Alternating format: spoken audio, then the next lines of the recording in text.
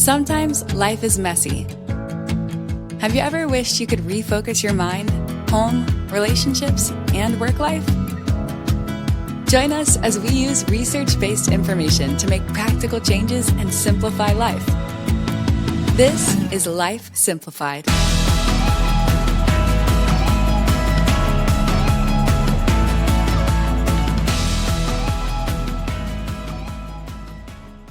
Welcome to Life Simplified. It's May, and I'm really excited, ladies. This month is Mental Health Awareness Month, and if you listened to us last year, you know that we dedicated the entire month of May to all things mental health related, and because I love this topic, we're going to do it again. So this month is all about mental health and mental health awareness.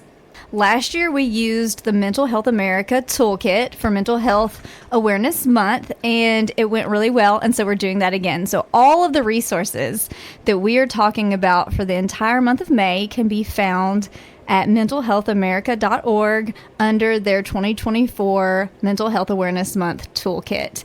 And this year's theme is just where to start. And I was very excited when I got my hands on the toolkit. I messaged all of the Life Simplified ladies, and I was like, y'all, it's going to be great. It's going to be a really good month. There's some really awesome topics, some really great resources for all of our listeners to access, and we're going to be highlighting those all month long. But know that I'm really using these resources. They're so well put together that the things I'm sharing with you today are coming literally straight from the toolkit. So everything that we say, everything that we discuss, you can find in that toolkit. So it's right there for you to access it.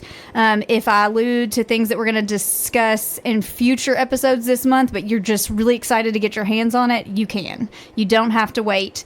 They're all there for you. So the first topic we're going to discuss this month is 4 things likely affecting your mental health and 4 things you can do about it. And so this topic, I think, is really important because we all have an awareness of certain things in our life that we know impact our mental health. We know relationships might impact us. We know maybe work, school, the obvious things that stand out to us.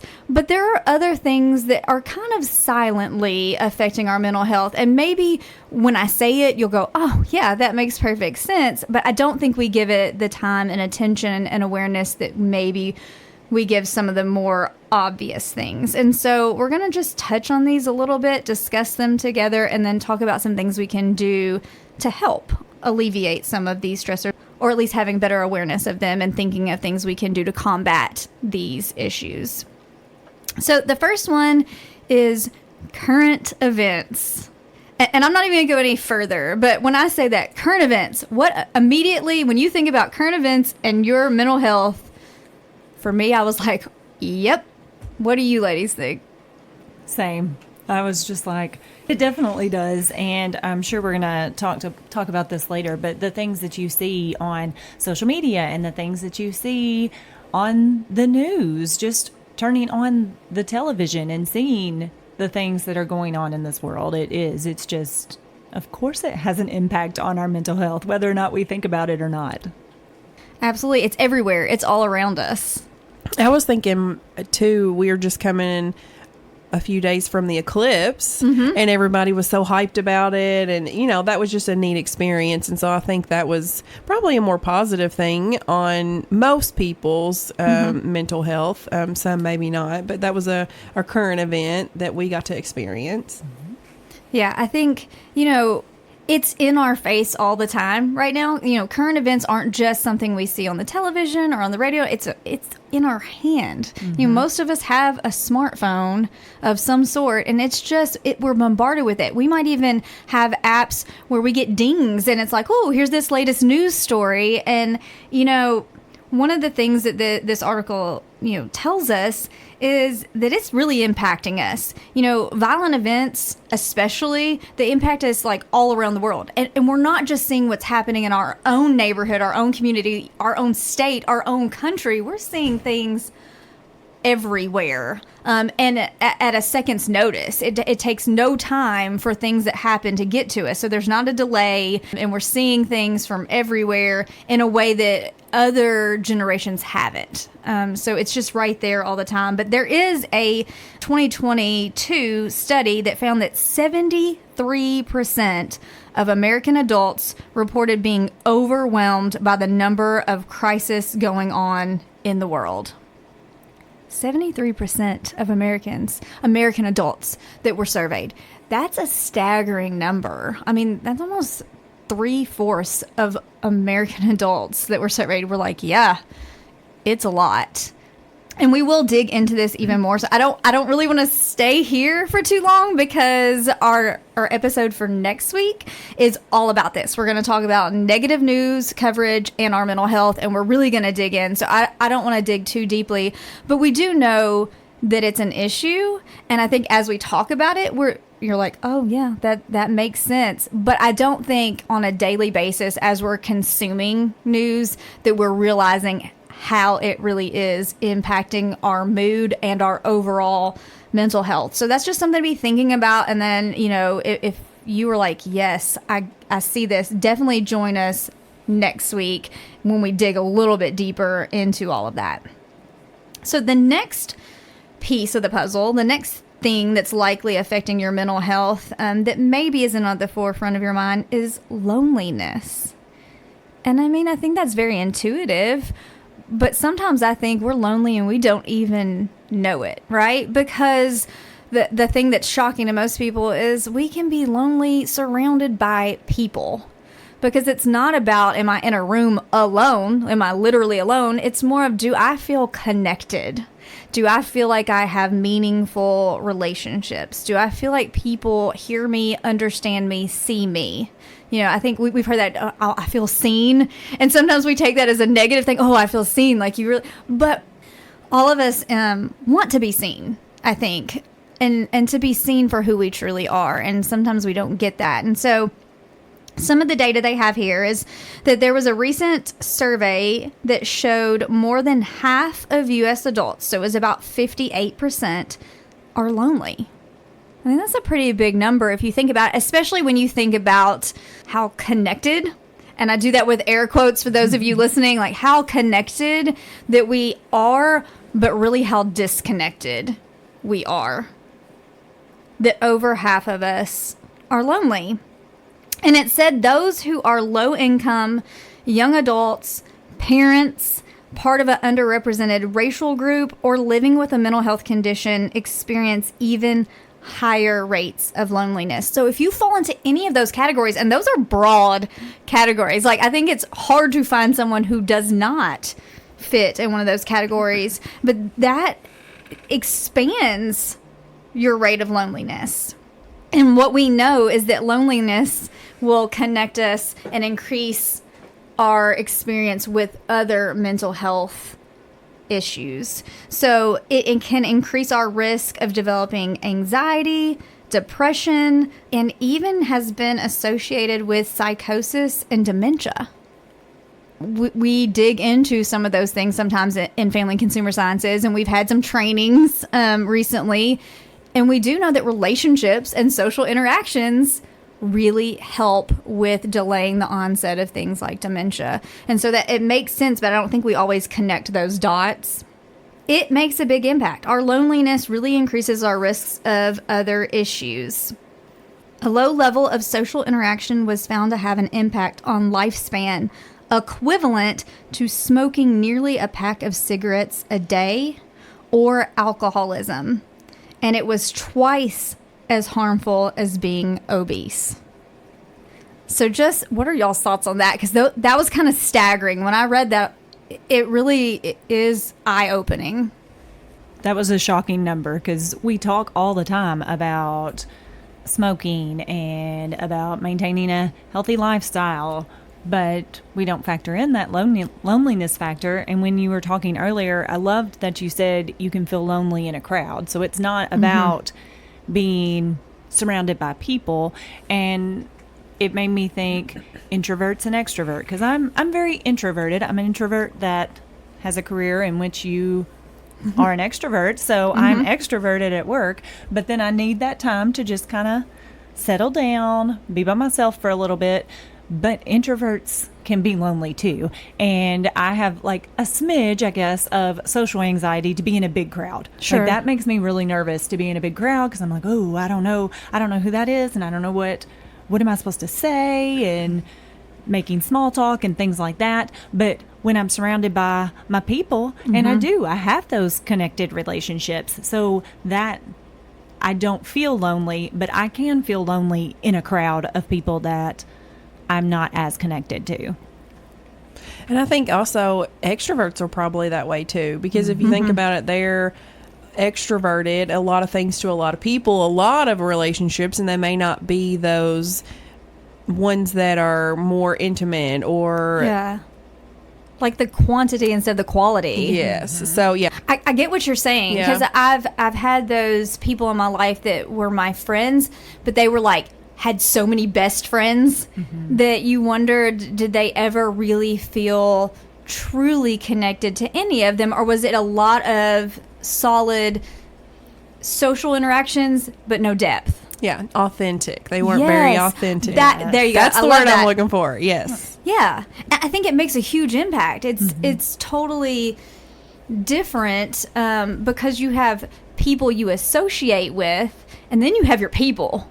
And when you don't feel like you have your people, when you're really having a tough time, when you're struggling, when you're making a big decision, or there's stuff going on that is really much deeper than surface level, if you don't have those people that you can trust and respect in what they're going to say and how they're going to listen to you and give feedback, then it is lonely. You know, because we all have those people, or like that person, or those 2 or 3 people that this is who I'm calling when stuff's getting heavy.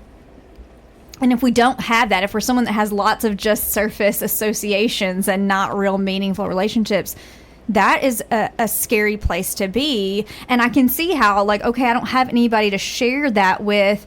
So yeah, I'm now feeling isolated and lonely, and that just spirals into those other risks of anxiety and depression and other things. And so the connection makes sense, but we just don't think about it. And, you know, thinking about that last really profound information with the smoking and the alcoholism and the obesity and how loneliness is like right there with it, if not surpassing it.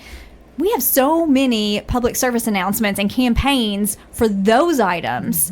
But how often do you see a PSA on loneliness, on making connections?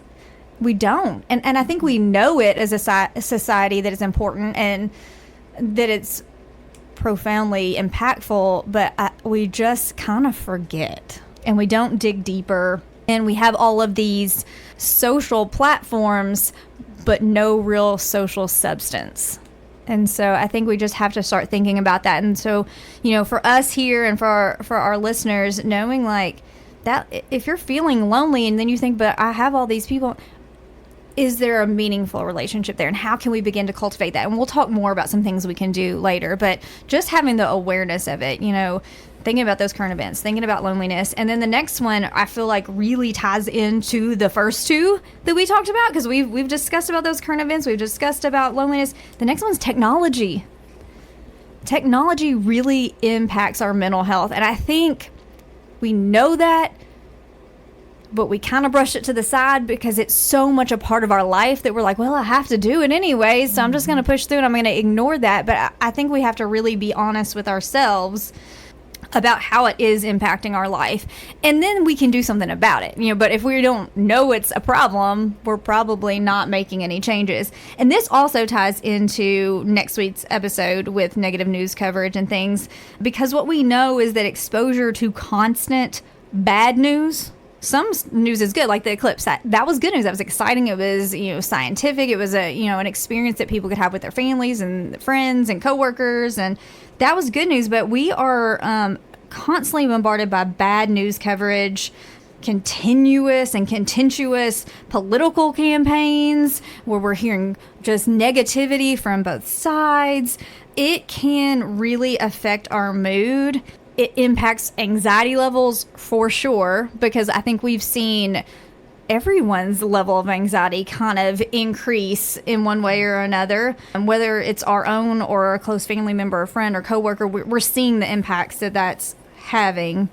And then just fears about what lies ahead. When you're constantly hearing all of that, you're like, I'm worrying about things that I have no power over. And I'm worrying about things that maybe aren't even relevant for right now, but it's in my face. And so it gets in our head and it impacts us. And one of the statistics here for this one says, in fact, almost 60% of young people. So, and for young people, they quantified this as ages 18 to 25. So 18 to 25-year-olds, almost 60% of them expressed considerable worry about the future of the planet.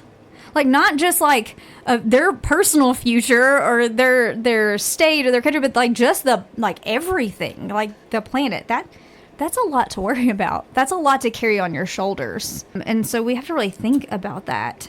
Also, and this one, you know, this is a huge buzzword. We hear it all the time now, but social media can cause FOMO. And for those of you that don't know what FOMO is, it's literally the fear of missing out. We worry about not being a part of things that we never would have known were a thing or we wouldn't have cared about. If you think about it, if you just think about your social media news feed, you can see where everyone's traveling, what parties they're going to, what social events they're going to, what jobs they have, how many kids they have, where their kids are going, what they're doing. You see all the things about all of the people. And it really does tap into our anxiety that I'm not enough, I'm not doing enough, I'm not invited enough, I'm not part of enough, I'm not traveling enough. Like all of the not enoughs. For sure. From there, we go into the comparison. Well, I'm not enough because I'm not doing what that mom is doing, or I'm not doing what that wife is doing. And you just spiral. You just go down and down and down. Yeah. And like we've said on here before, we're comparing our worst to someone else's highlight reel. Because all we're seeing is a snapshot. Right. And most of us don't post the yuck. Most of us. I mean, and sometimes you'll see the people that are like, I'm going to be real. But then it's like, that's twisted into like, this is my yuck, but it's really my great yuck. So even when we try to be transparent, we still spin it in a different way. So we're really not being fair to ourselves. But it does. It feeds into our fear of missing out. But it also feeds into depression, reduced self-esteem because we're comparing ourselves to everyone. It impacts us on every level. And I feel like we've talked about this in other episodes, but it's so important and so valuable and a good reminder. But it even blurs the lines between work and personal time. If you think about it, and technology as a whole, not just social media, just any kind of technology, our email, our, work computers, everything is so fluid and flexible now because it's right at our fingertips that, we're not working a normal work schedule anymore because we're accessible at all times of the day, every day of the week, no matter where we are, no matter what country we're in, no matter what time zone we're at. Like it never ends. And so those lines have gotten more blurred than they've ever been before. And I think because really it's all so very new if we're honest with ourselves, because I can still remember when none of those things existed. And a lot of people that are in the workforce right now can remember when these things didn't exist. So we're also trying to kind of figure out, how do we do this? And so that's something to remind yourself too, like, we have to figure out how to stop the blurring of those lines, how to set those boundaries. And that can be really difficult when it's just so easy. And it's just become such a normal, everyday part of our lives.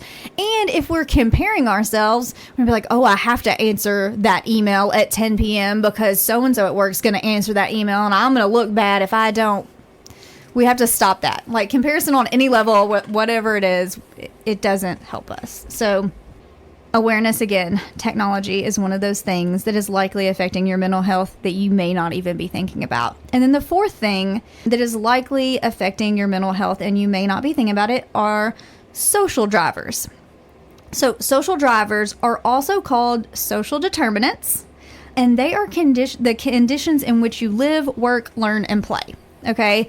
So this is like things that we all experience, we're all a part of, we just don't think about. So these are things like our economic status, our education, our neighborhood, access to resources such as nutritious foods, healthcare, green space, transportation, and even social inclusion. So it's all of the things about ourselves. And if you think about all those things we just said, those definitely are impacting our mental health, either positively, negatively, or, a broad variety of ways. One social driver that we know particularly is on everyone's mind is the economy. I think it constantly plays into it. You can actually see when economy is up and it's doing well, people tend to be in a better mindset. And when things are going down and we're maybe in a downward turn, people seem to be a little more overwhelmed and stressed and anxious. And so social drivers really do make a big impact on us. All of those things, because they're part of our everyday life. But do you ever think about it? Never do I sit down at my desk and go, man, my social determinants are really stressing me out today. Like, have y'all ever done that? Because I have not. Well, I did a moment ago when I stopped on the way because I was almost out of fuel, and you all are very. I need to get fuel. I know you're shocked, and I filled it up my car up, and it was like $50, and I was like, "What are we doing?" And then if you think about it, it's more expensive, so you're limiting how much you travel, how many places you're going to be able to go, or experiences you may miss because, like you said, the economy is not the best right now. Mm-hmm. And so it does affect all that. Yeah. I mean, prices are up and maybe raises are not matching that. And so the cost of just living life is higher than what people are bringing in, and that causes stress, and that certainly affects our mental health. As simple as filling your car up with gas, and you have to, like a lot of us, like we live in areas where you cannot walk or commute to work if you do not have a vehicle, and so that's something that you have to do, and so it impacts all of us in one way or another, and it's something that, you're right, we experience every day. But we do not think, oh, this is really impacting my mental health. But it is. And research even says that there's a strong connection between worrying about money and mental distress. And for many people, salaries can't seem to keep up with rising inflation and cost of living expenses, like we just said. A 2023 Gallup poll found that 42% of Americans are worried that they don't have enough money to pay their normal monthly bills. So not the extras, not the wants, but 42% of Americans are worried that they won't have enough for just like the necessities, their normal monthly bills. And I would venture to guess that it may even be a bigger number than that. But that shows like this is impactful. This makes a big difference, and we have to be aware of how it's impacting us emotionally, not just financially. That was a lot, and those are a lot of things that I think we know cognitively, yes, that is, but we're not paying attention to it. But there are things we can do.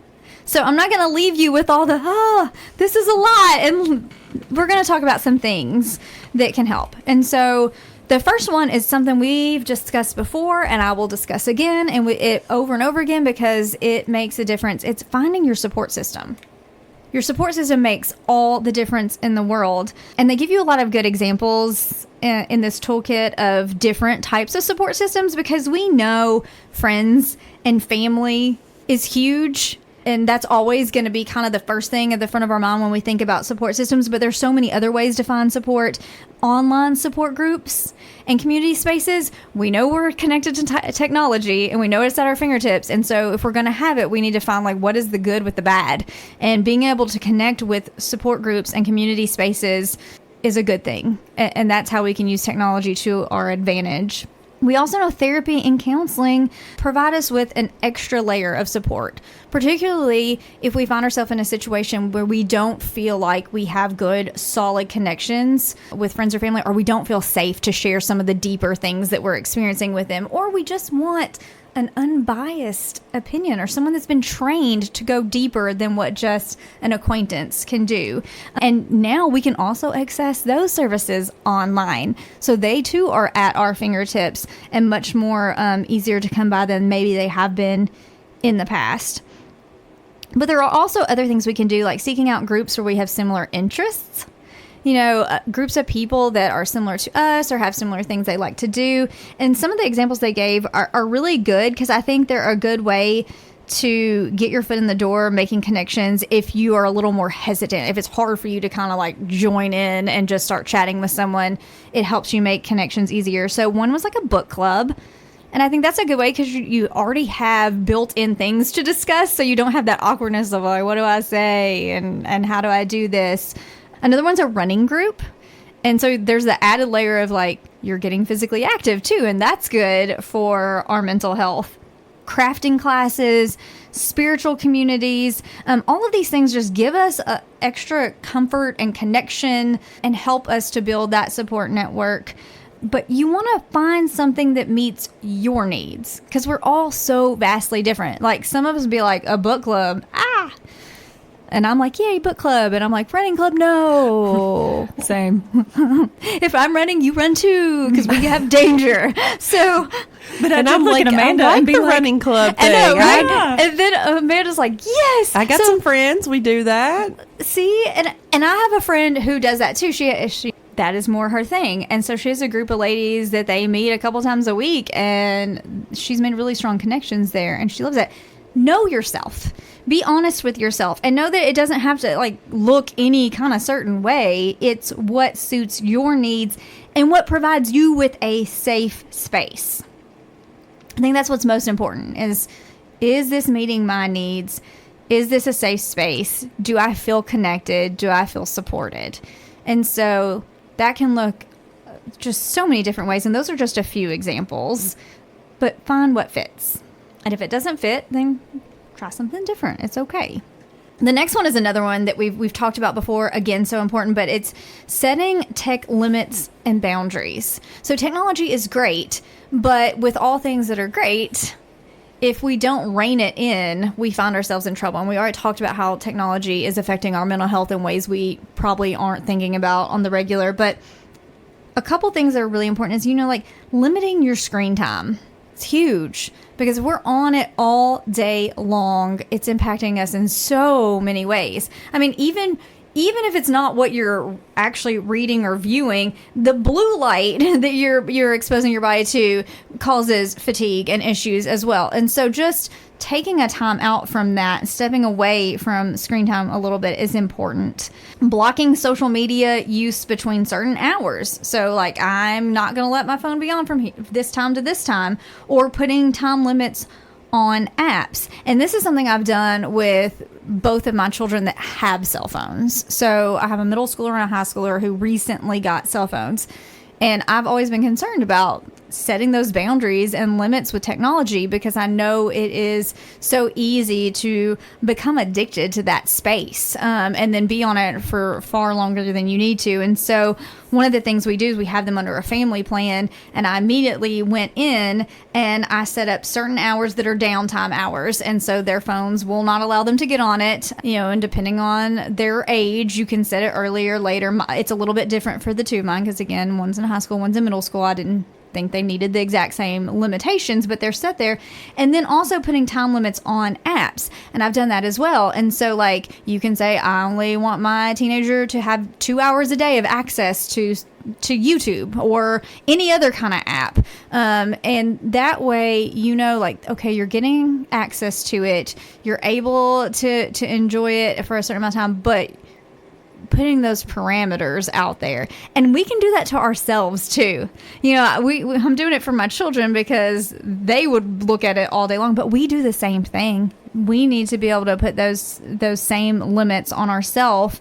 And you should be able to do things like this. Like you can check your phone settings. There should be an option for that. Or there's even website and app blockers you can download and you can set up. There's different ways to do it. But if you're one that you're like, I can't just tell myself I will be off my phone from 9 p.m. until 8 a.m., then maybe I need to set that up for themselves. And I don't know, do you all do anything with that, with tech limits, boundaries, screen times, or apps or anything like that? We do set our youngest boundaries on screen time, and hers shuts down an hour before she goes to bed so that then she has time to shower and kind of wind her body down. And I have been trying to set some limits personally too, because I have noticed that when I'm scrolling before bed, that gets my mind engaged rather than ready to go to sleep. And so I try to, I don't necessarily shut mine off, but I do put it away, and I don't, for the most part, let myself get on social media. I'll read a book, or I'll sit and talk to my husband, or sit and talk to my child, but just trying to avoid this mindless scrolling in the late evening.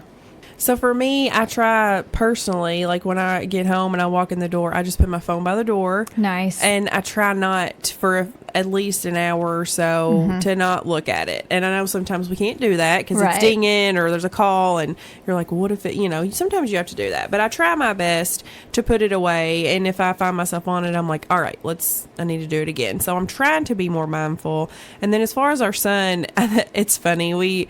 I've noticed that we'll watch shows and then I'll be like, okay, we're done. Or I'll be like, one more. And then I'll turn it off and he'll be like, no more shows. And I'm like, no more shows. We're going to play. And as soon as I turn it off, he'll be like, we can play or we're playing. So he's learning like we're only getting a limited amount of time. Now granted, he's just 2. So of course he wants to watch it, all the fun stuff. But so I'm trying to work on that with him in that way. Yeah, that's great though, because he knows and he's not mad. It sounds like he's excited. Like, oh, it's playtime. I get to do something different now. And he's almost looking forward to it, which is definitely positive, because I know we all get into the trap of sometimes it's hard to get things done. And so it's easy to be like, watch this. But then really we get stuck, and then it's hard to back that up. So it's good that you've already got those limits in place from such a young age. I think that'll make it a lot easier as he gets older to kind of put those things in place. My kids know, like, if they want extra time, they can come ask me. We can discuss, like, why, what is the purpose, how is this going to be helpful? But it's good because then you're having that dialogue about why limits are important and boundaries. And there's a couple other things that I kind of like highlighted for myself and circled and underlined a couple times, because I thought this is a great thing for me to remember, and really for all of us. One thing they say is decide your reason for logging on before you do it. And that's great, because I do catch myself like, I'm bored, so I am just going to mindlessly scroll through things or mindlessly look at whatever people are writing about.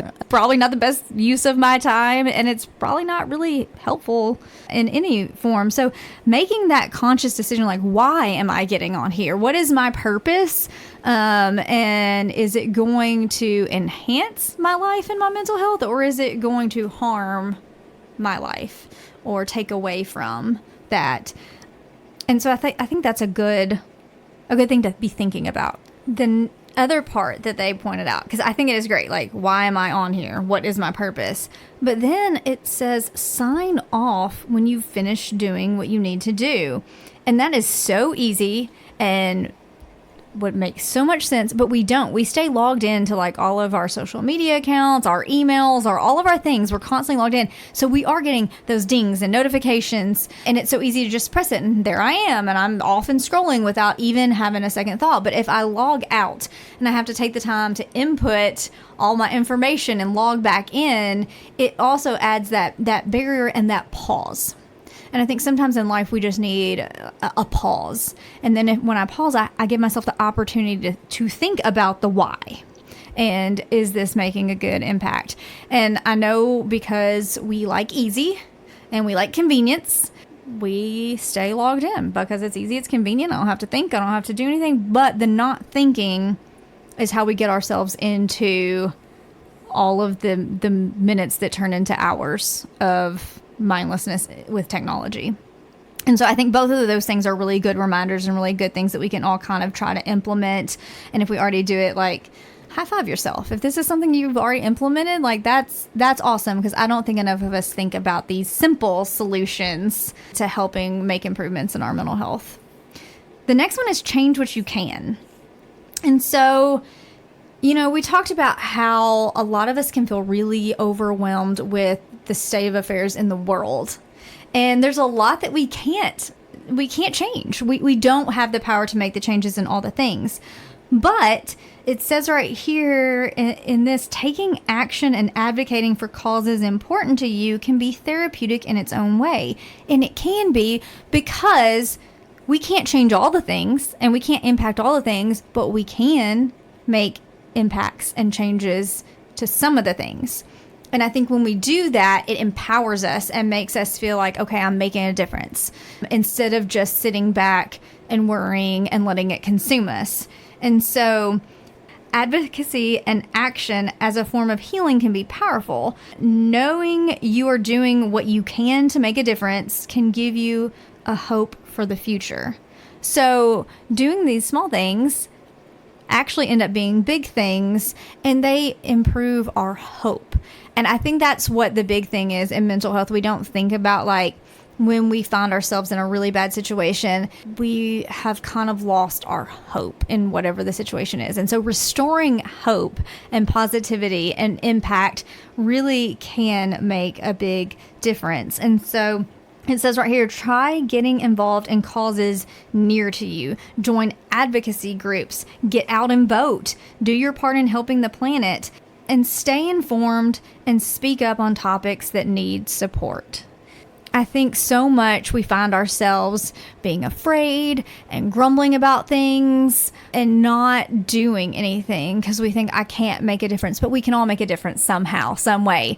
It may not be that I'm flying across the world and making an impact to a group of hundreds of thousands of people, but if I make an impact in my own community, if I make an impact in my own workplace, in my own family, I'm making an impact. I'm doing something. And I think a lot of times we forget that just doing something really makes us feel better about situations. And so I think that's something to really consider. And I think it really can make an even bigger impact on our mental health than what we realize. And so I just wonder, what are y'all's thoughts to that? Because I thought that was a powerful suggestion.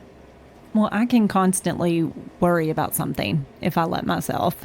And I like the change what you can, because I will worry about things that there's not a single thing that I can do about it.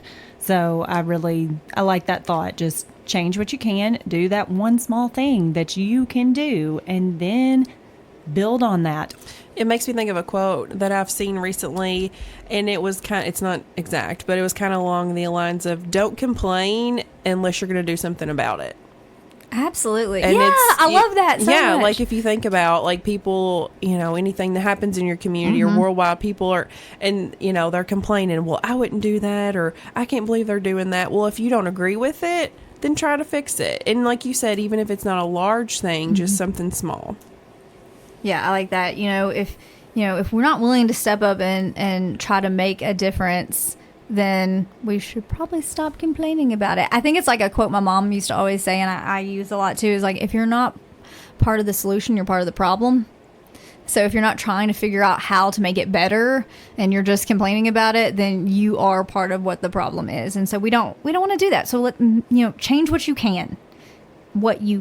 And remember, you can't do all the things, but you can do some of the things.